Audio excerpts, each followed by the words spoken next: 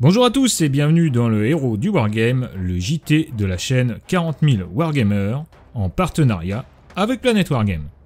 Cette semaine dans votre Héros du Wargame, un retour sur le Warhammer Fest Online, on vous parlera aussi des sorties et des précos de la semaine, un petit focus sur une magnifique Lady et un carton rouge.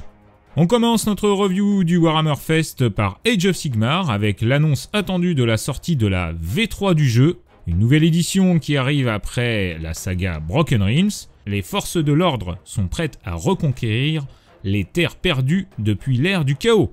On nous présente en tête de gondole Indrasta, chasseuse de monstres brandissant la légendaire lame de Tegenvar.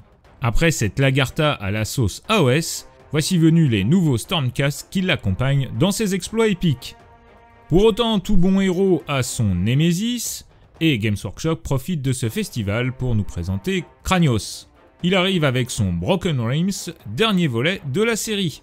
Cet ancien dieu des tremblements de terre revient avec dans son sillage toutes les forces de la destruction.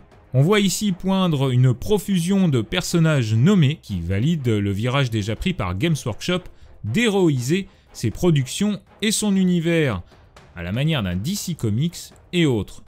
Poursuivons avec AOS et une proposition qui, sans être indécente, semble déjà séduisante. Les nouveaux vampires nous ont déjà été présentés et nous en reparlerons un peu plus tard dans votre JT. Mais de Locavane, la mère des cauchemars pour les Soulblight Gravelord, ou bien encore la dynastie Virkos avec Radukar et Volga accompagnés de ses redoutables loups, on peut dire qu'avec ces sorties, tous les fans des Dents Pointues, de Nosferatus jusqu'à Twilight, peuvent être comblés. Mais où est-ce que j'ai bien pu mettre mon livre d'armée contre vampire? Petit. Passons maintenant à Warhammer 40 000 dans ce Warhammer Fest. Haut les cœurs, mes sœurs, avec l'arrivée de Morven Val. Sauf erreur de notre part, c'est une première, car la jeune abbesse est ni plus ni moins que la représentation d'un haut seigneur de Terra. Elle est commandant suprême de l'Adepta Sororitas, et en bonne chef de guerre, elle nous est présentée avec son codex. Tout nouveau, tout beau. Dans ces news, on nous présente aussi le livre du feu, prochain supplément de la zone de guerre Charadon. Pas trop vite les gars, j'ai même pas commencé à lire le précédent. Dans ce deuxième volet, on retrouvera les règles spéciales de Be'lakor et, aux surprises, de Morven Val. Attendez 2 minutes là, est-ce que cela veut dire que la chef des sœurs de bataille ne se trouvera pas dans le nouveau codex Sista? On ose l'imaginer. C'est un carton jaune. Dernier avertissement, la prochaine fois, c'est dehors. On poursuit ce Warhammer Fest avec une surprise inattendue, la ressortie de la bande de Gaunt et de ses fantômes. Le commissaire légendaire créé par Dan Abnett est de retour avec une nouvelle livrée de toute beauté. Corbeck, Eliman Rohn, Larkin, Bragg, Owen McCall, bref une bonne partie de sa bande l'accompagne. Et ça fait plaisir. Si vous ne les connaissez pas, nous avons une vidéo sur la chaîne qui vous en dit un peu plus sur Gaunt, le lien est dans la description. A noter aussi l'annonce de la Black Library qui va ressortir Sombre Imperium et Guerre et Peste. Et ça, c'est une bonne nouvelle car les bouquins sont très bien. On poursuit ces annonces Games Workshop avec une WAG des cavernes ou l'arrivée d'une boîte d'armée orc Beast Snaga. Du grotte, de l'orc énervé, des squigs à la Mandalorian et Zodgrod. Sans oublier un codex tout nouveau et un sacré warboss, de la poésie dans sa plus pure expression.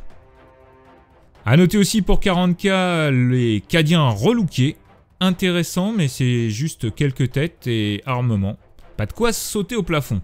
On finira avec l'annonce en pointillé d'une future boîte qui fleure bon la guerre psy entre les Chevaliers Gris et les Thousand Suns. Enfin, et pour terminer ce Warhammer Fest, une review des idonettes pour Warhammer Underworld, quelques champions de lac et un nouveau Aeronautica Imperialis.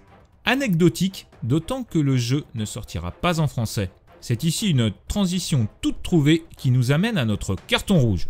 Oui, carton rouge à Games Workshop sur Necromunda qui nous sort une boîte de démarrage enfin cohérente à un prix enfin accessible.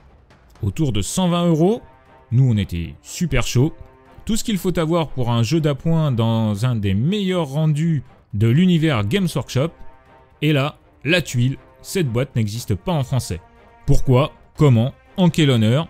S'ils avaient sorti cette boîte il y a 3 ans, nul doute que Necromunda aurait fonctionné largement mieux pour sa sortie. Bref, on est frustré, comme un unijambiste dans un concours coup de pied au cul. Et en plus, comme si ça suffisait pas, pour retourner le couteau dans la plaie, il nous montre ça. Lady Credo, seigneur rebelle, entre la princesse Leia, Mata Hari et Calamity Jane, tellement charismatique, tellement narrative. On s'y voyait déjà, inventant des scénarios tellement cyberpunk et grimdark au fond d'une cité ruche. Mais non, c'est pas pour nous, pauvres Frenchies que nous sommes. Allez, arrêtons nos rêvasseries de joueurs narratifs et passons aux sorties et précommandes de la semaine. Cette semaine, les vampires sortent de leur crypte sous la forme des Soulblight Gravelords. Nous les connaissons déjà et on ne s'en lasse pas. Locavane, mère des cauchemars, transformée par la magie de Tsench et qui semblerait ne pas avoir un caractère facile. Un seigneur vampire, des chevaliers de sang, de magnifiques squelettes en boîte de vin, des zombies vraiment classe, eux aussi en boîte de vin, des chauves-souris prêtes à vous ponctionner le sang, à moins que ce soit l'argent, et bien sûr, un lot de cartes et d'accessoires de jeu. Tout ce qu'il vous faut pour incarner des contes vampires du plus bel effet. On termine ce JT du hobby avec les précos de la semaine, et attention, accrochez-vous, c'est du lourd. Sur la ligne de départ, avec AOS et la suite des Soulblight, un start collecting composé de 20 Graveguard, 5 Black Knight et accompagné d'un Wright King. Arrivée aussi des loups redoutables, de Bellama Volka, Radukar et les très attendus Kritsa le prince des rats et Lady Annika. Ensuite pour Warhammer Underworld, une bande de faucheurs de Canaan.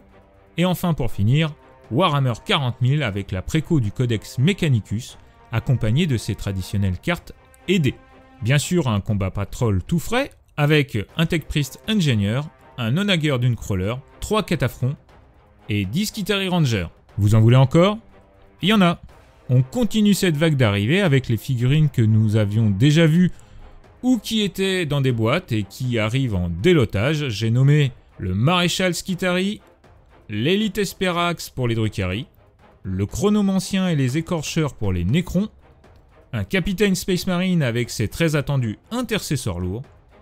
Mais ce n'est pas tout, et si jamais il vous en manquait, en premier lieu un Combat Patrol Necron, 10 Immortels, un Nightshield, 3 Tombblade et un Overlord, et en second, le Combat Patrol Space Marine avec 10 Infiltrators, un Impulsor, un Lieutenant en armure Phobos, 3 Eliminators et 3 Suppressors.